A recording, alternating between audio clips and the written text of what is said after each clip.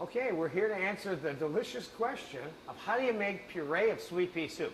Now, Americans are not used to having puree of sweet pea soup. That's because this is more of a European classic, okay? You're going to find that this soup, in terms of asking the question, which is what I hear all the time when I tell people about this soup, is, well, is this like split pea? I say, no, this is peas, green peas, like early June peas, sweet peas, okay? And this is also called Potage St. Germaine in France, and this is a very popular soup there. And you will find if you make it that it is surprisingly delicious and looks beautiful, okay? And extremely simple and fairly fast to make. And I think we'll make this entire soup without taking any time elapsed break whatsoever, so you'll get the full picture of how long it takes to make the soup. I'm going to begin by heating up the soup pot, and we're going to put a little bit of butter in there. And we're going to saute sliced onion, one onion, which is what this recipe calls for, in the butter. And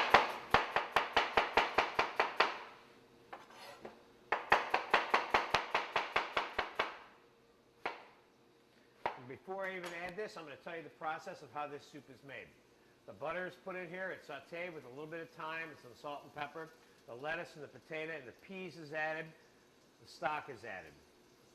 It's brought to a boil, stop, puree it. Then it's put back on the stove, and then it's finished. It's basically that simple. All right, so here goes the onions.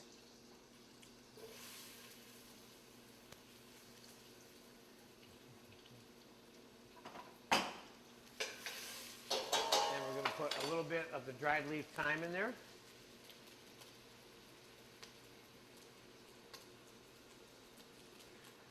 And we're going to shred the lettuce. I'm using iceberg lettuce in this case. We'll take the stem of the lettuce out. And we're going to save a little bit of the chiffonade of lettuce, which is what we're going to use for garnish on top of the soup bowls. So let's just take that part right here and we'll save it for the soup bowls. All right? Meanwhile, let's get this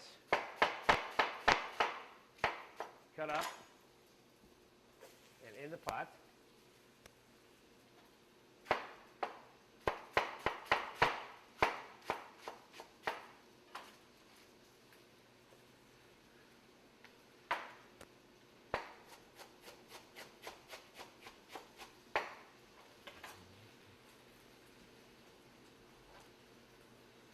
Let's give that a mix. And let's put our pound and a half of green peas. I bought frozen peas for this. It works perfect for this soup.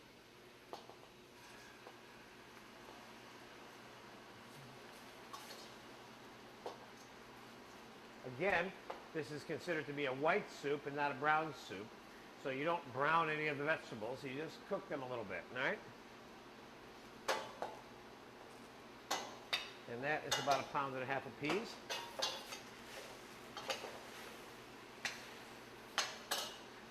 I had two 1-pound packages, that's why I know. And we're going to be using a few peas for garnishing there too. Now I have 3 Idaho potatoes here that I peeled and boiled. And we're going to slice them up. And we're going to put them in there too.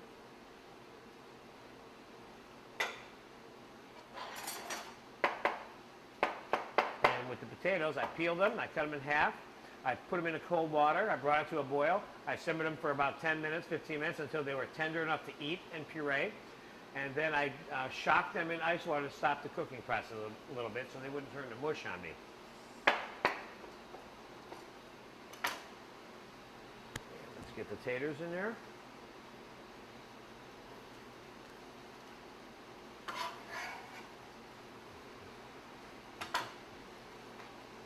Now we're going to pour the stock on here, which I have chicken stock for.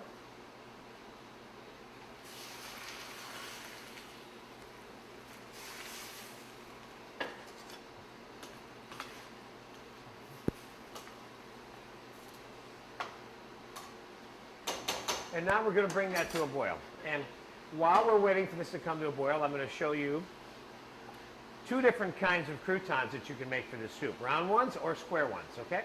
And we're going to fry them in some clarified butter. And you might want to keep in mind that this is probably the best tasting kind of crouton that there is. one being fried in clarified butter. It has a lot of flavor. And there's nothing wrong with taking bread and toasting it in an oven for a crouton, but there needs to be some kind of flavor added to it if you're going to use the crouton as the garnish, okay? So we're going to put the soup on the back burner here, so to speak, and use the front burner here for the croutons. So we'll start by making we'll make 4 round croutons first.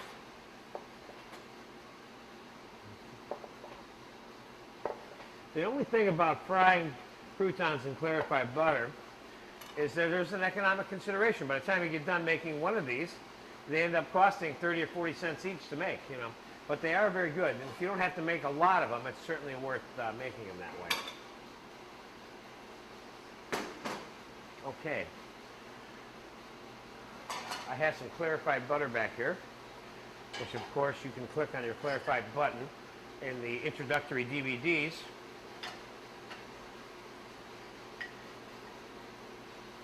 First, we're going to make the 4 round ones, being careful not to burn them, okay, which is the one thing that happens that's bad when you make croutons.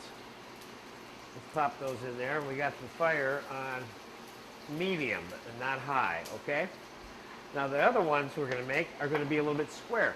Now, those we're going to make without the crusts of the bread on, see? So we're going to cut the crusts off the bread. You can use a bread knife for this if you need to, but you don't really need to if you have another knife that works good.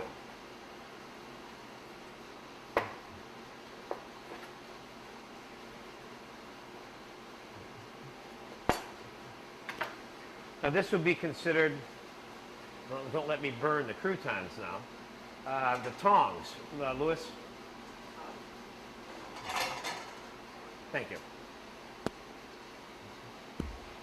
Let's take a peek at those. They're coming along good, but they're not quite done. The thing about these croutons is, all of a sudden, they'll just be done. All right, they're getting close. So I'm going to watch them here for a second before we even continue with this piece of crumb. That looks good. That looks good. It's almost done. And that one's almost done. Yeah, looks like it's done now. It's done now. And we'll drain them on a little towel. Certainly you can use a paper napkin for that. And you can make these ahead of time and put them in a snap-down container at room temperature, and they'll keep and they'll stay crispy. If for any reason your croutons don't stay crispy, just put them on a little cookie sheet and put them in the oven and dehydrate them until they get re-crispy. But keep in mind that you have to use clarified butter if you want crispy croutons, because whole butter has water in it and it will make the croutons soggy. Many a cook has learned that lesson first early on. Okay, there's our round croutons. Now we're going to cut the bread up for some square ones.